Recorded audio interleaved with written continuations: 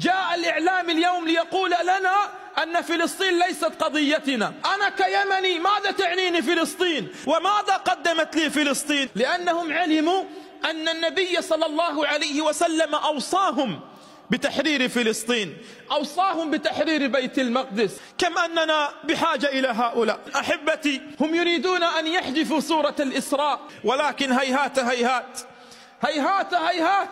وحتى تعلموا أحبتي أن تحرير فلسطين ليس واجبا شرعيا على أهل فلسطين فقط، وإنما على كل مسلم. أنا كيمني ماذا تعنيني فلسطين؟ لأنه علم أن المسلم لا يعترف بجنسية، وأن المسلم لا يعترف بحدود جغرافية وسياسية قد اصطنعها لنا أعداء الله. وإنما أي مسلم يشتكي في الدنا هو أخي.